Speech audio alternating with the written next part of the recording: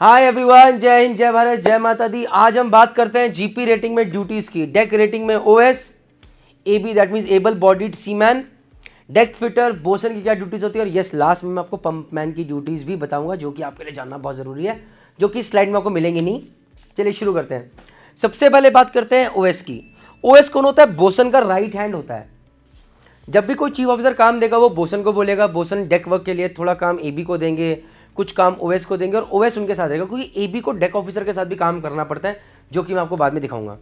तो ओएस जो है मेन पर्सन रहता है बोसन के साथ सारे काम के लिए, और वो जनरली डे वर्क में रहते हैं कि अगर शिप सेल कर रहा है तो बोसन और जो ओएस है वो डे वर्क में ही रहते हैं, दिन में पूरा काम करेंगे और जय माता दी रात को आराम करेंगे। अनलेस एंटिल शिप पोर्ट पे पहुंच रहा है तो उस टाइम पे बोसन की जरूरत है, थोड़ा पहले छुट्टी हो जाएगी, साथ में ओएस की भी छुट्टी हो जाएगी। This is how it works. तो एक ओएस की ड्यूटीज क्या रहती हैं? तो भैया उससे पहले तो एबल बॉडीड सीमैन बनना है, तो उसे उसका काम भी सीखना है, एबी बनने का, और साथ में अपनी ड्यूटीज भी करनी है। तो जब भी कभी टाइम मिले, ये सबसे जरूरी चीज़ है, एक ओएस को, चीफ ऑफिसर को, बोसन को बोलना चाहिए, साहब मैं थोड़ा बहुत काम करेगा, लेकिन जैसे काम हो जाएगा मुझे थोड़ा ब्रिज पे आके वॉच कीपिंग करने दीजिए, मुझे सीखने दीजिए, क्योंकि मुझे एक एबी बनना है। तो ये चीज़ है जो कि खुद से इंटरेस्ट लेना है।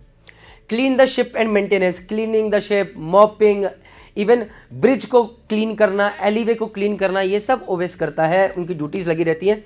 क्लीनिंग, पेंटिंग, ये सब ओएस का काम रहता है अलॉन्ग विद एबी। यहाँ पर देखिए पेंटिंग भी हो रही है, बफिंग भी हो रही है, चिपिंग भी हो रही है, वेल्डिंग भी हो रही है। वेल्डिंग एबी का काम, ओएस का काम नहीं है, बट हाँ पेंटिंग, बफिंग, चिपिंग ये भी एक ओएस करता है, जो कि आपको ट्रेनिंग सेंटर पे सिखाया जाएगा। उसके अलावा डिसअसेंबल करना, ओवरऑल करना, स्टोर करना, कार्गो हैंडलिंग इक्विपमेंट्स, ये बहुत ज़्यादा चीज़ें रखी है, मैं इन चीज़ों की नहीं करता, बट हाँ एक बोसन का राइट हैंड बन के रहता है। अगर कभी आपको कुछ चीज़ कोई ओवरऑल करनी है और बोसन ने बोला अरे तुम जाके हेल्प कराओ एबी की, तो वहाँ पर हेल्प करने के लिए चाहिए, ओवरऑल करने के लिए, रिग करने के लिए, कोई चीज़ स्टोर करनी है, अपनी जगह पे रखनी है, और सबके लिए ओएस की ज़रूरत पड़ती है। Assist in boat launch and recovery, ये बहुत इंपॉर्टेंट, लाइफ बोट की लॉन्चिंग होती है, रिकवरी होती है, जो भी चीज़ें रहती हैं वहाँ पर भी ओएस की ड्यूटी लगी रहती है, और वो बोएस का फिर बोसन का फिर से राइट हैंड बन के रहता है। जॉइन वायर एंड रोप्स, ये सब चीज़ें जब आपका शिप पोर्ट पे किनारे पहुँच रहा होता है, शिप टू शिप लग रहा होता है, उस टाइम रोप्स फेंकी जाती हैं, रोप्स ली जाती है, और ये भारी रोप्स होती है, ऐसे करके खींचनी पड़ती हैं, और इनको विंच के ऊपर चलाया जाता है, आगे पीछे किया जाता है कि कंट्रोल लिया जा सके। वहाँ पर भी ओएस की ज़रूरत रहती है, एंकरिंग के टाइम पे ओएस की ज़रूरत रहती है। तो ये ओएस का काम है। बट इन सब में एक सबसे इंपॉर्टेंट काम है, अपना काम करो, साथ में एबी बनने के लिए पूरी तैयारी करो, क्योंकि एबी बनना सिर्फ तुम्हारा सपना नहीं है, तुम्हें तो आगे ऑफिसर बनना है भाई। अब बात करते हैं एबल बॉडीड सीमैन की। Able bodied seaman commonly known as AB, a competent seaman is sailor with notable period of experience at sea, at least 2 years of sea. So basically जब आप 2 जहाज वैसे कर लेते हो, उसके बाद आपको कंपनी आपका अप्रेजल देखती है, बोसन से चीफ ऑफिसर पूछेगा, चीफ ऑफिसर फिर अप्रेजल बनाएगा, नहीं ये लड़का बढ़िया से एबी बना दिया जाए, फिर आपको एबी बनाया जाता है। तो एबी का आप रिस्पॉन्सिबिलिटी देखिए, एबी को जो ओएस का काम था वो तो करता ही था, असिस्टेंट मूरिंग ऑपरेशंस, रोप लेनी है, खींचनी है, सब करना, ये तो वो करता ही था पहले भी। कार्गो लोडिंग अनलोडिंग के अंदर हेल्प करना, वो तो पहले भी करता था, जो बोसन के साथ वो काम करता था। उसके अलावा maintenance and repair on deck के अंदर चिपिंग है, पेंटिंग है, बफिंग है, क्लीनिंग है, ये सब भी वो पहले करता था। लेकिन अब 2 नई चीज़ें उसकी जिम्मेदारी में जुड़ जाएंगी। पहले वो जाके खुद से सीखने के लिए बोलता था कि मेरे को थोड़ा वॉच कीपिंग कर रहे हो, तो अब उसकी जिम्मेदारी बन गई। अगर कभी जहाज़ कभी मनूवर कर रहा है या जा रहा है किसी रिस्ट्रिक्टेड एरिया में से, तो वहाँ पर बोलेंगे भैया एबी को बुलाया जाए, वो डेक ऑफिसर के साथ, डेक ऑफिसर अगर यहाँ पर वॉच कर रहा है साथ में रहेगा, और अब वो हैंडल से करेगा। अब ऑटोमेटिकली जहाज स्टीयर नहीं होगा, अब वो खुद करेगा। यहाँ से कैप्टन बोलेगा 5 डिग्री स्पोर्ट, तो आदमी थोड़ा सा घुमाएगा, 5 डिग्री स्पोर्ट, फिर वो बोलेगा नॉर्मल कर देगा, फिर बोलेगा 10 डिग्री स्पोर्ट, फिर वो करेगा 10 डिग्री स्पोर्ट, बोलेगा 5 डिग्री स्टारबोर्ड, 5 डिग्री स्टारबोर्ड, ऐसे करके काम करता है। और अब ये उनकी रिस्पॉन्सिबिलिटी। डेफिनेटली आप ये ड्रेस मत देखिए, ऐसे नहीं रहता है, वो बॉयलर सूट पहन के आते हैं और यहाँ पर वो ये भी संभालते हैं और साथ में वॉच कीपिंग भी करते हैं। अब वो एक डेक ऑफिसर का साथी बन जाते हैं, स्पेशली इवनिंग की वॉच में, रात की वॉच में, सुबह 4 से 8 की वॉच में, 12 से 4 की वॉच में वो पूरा लुकआउट रखते हैं, कोई शिप तो नहीं है, कोई रडार के अलावा थर्ड ऑफिसर के साथ, सेकंड ऑफिसर के साथ, चीफ ऑफिसर के साथ, वो भी पूरा वॉच में रहते हैं। तो ये होता है एबी का काम। अब आगे बढ़ते हैं। एबी के बाद आता है डेक फिटर। देखिए डेक फिटर क्या होता है, जनरली जब आप एक टैंकर पे जाएंगे तो वहाँ पर एक पंप मैन मिलता है आपको। आप केमिकल टैंकर पे जाएंगे वहाँ पर आपको एक पंप मैन मिलता है। लेकिन अगर आप वहीं बल्क कैरियर पे जाएंगे तो वहाँ पर पंप मैन नहीं होता, वहाँ पर एक डेक फिटर होता है। बेसिकली जहाज पे अगर आप टैंकर वगैरह वहाँ पर बहुत सारा मेंटेनेंस का काम रहता है।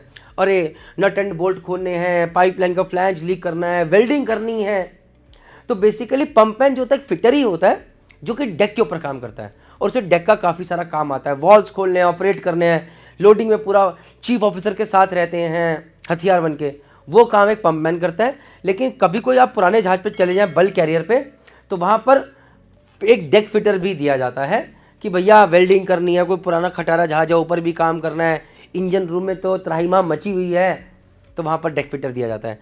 तो deck fitters are rarely available, बहुत कम मिलते हैं on ship these days, unless until जहाज बहुत पुराना हो। लेकिन उसी जगह पे एक फिटर की ही पोजीशन पे पंपमैन बोला जाता है उनको, वो हमें टैंकर पे, केमिकल टैंकर पे मिलते हैं, क्योंकि वहाँ पर फिटिंग का बहुत काम रहता है। आगे बोसन, बोसन ये चीफ ऑफिसर का राइट हैंड होते हैं ऑन शिप, और बोसन का राइट हैंड कौन होता है? ओएस होता है। तो चीफ ऑफिसर जब डेली, अगर आप टैंकर की बात करें तो डेली सुबह पंपमैन को और बोसन को ऊपर बुलाते हैं सुबह उनकी ड्यूटी शुरू होने से पहले, और उनसे पूरा काम डिस्कस करते हैं, और फिर वो चले जाते हैं अपना काम करने के लिए। फिर वो बोसन और पंपमैन मिलकर पूरी टीम के साथ गैदर करके पूरा काम डिसाइड करते हैं, और फिर वो पूरे काम को अंजाम देते हैं। चीफ ऑफिसर में बीच में आके मॉनिटर करेंगे, देखेंगे और बाकी चीज़ें देखेंगे। तो बोसन जो होता है वो राइट हैंड होता है, and he needs to be very smart and experience. When company feels that एक एबी जो है fully experience and in position of necessary abilities, he is promoted to the level of bosun. अब यहाँ पर जब boson आता है तो यहाँ पर उसका मैनेजमेंट स्किल भी देखा जाता है, क्योंकि एक बोसन को सिर्फ काम नहीं करना है, उसे एबी से भी काम कराना है, एक नहीं तीन तीन एबी, उसे हो सकता है किसी यहाँ पे 2 ओएस मिले उनसे काम कराना हो सकता है, ट्रेनिंग ओएस से भी काम कराना पड़े, अगर डेक फिटर है तो उससे काम कराना पड़े। और अगर आप एक एबी और अगर आप ऑफिसर बनने के नहीं सोच रहे तो आपको बोसन तो बनना ही चाहिए।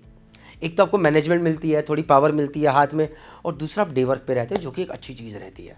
ये मेरा सजेशन है। लेकिन फिर भी सबसे बढ़िया ये है, एबी बनने के बाद ऑफिसर बनने के लिए पूरी जान लगाओ।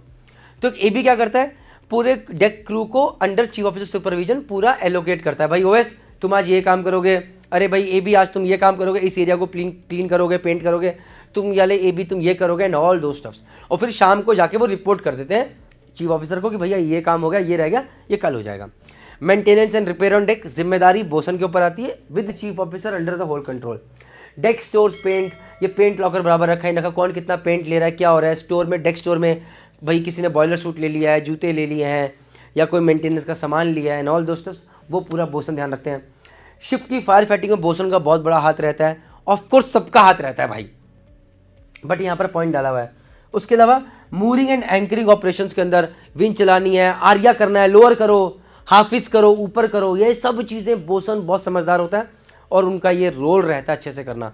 तो मूरिंग में रस्सी कितनी पास करनी है, कैसे करना है। और यहाँ पर एक बोसन की मैं बात करूँ तो एक्सपीरियंस बहुत काम का आता है, क्योंकि जब भी हम कहीं अटकते हैं एज ऑफिसर्स या इंजीनियर्स, तो हम किसकी तरफ देखते हैं, हम फिटर की तरफ देखते हैं, हम पंपमैन की तरफ देखते हैं, हम बोसन की तरफ पहले देखते हैं, और उसके बाद फिर बाकी सारे क्रू की तरफ देखते हैं कि आप अपना एक्सपीरियंस शेयर कीजिए, और वो करना भी चाहिए, राइट। तो ये काम बोसन करते हैं।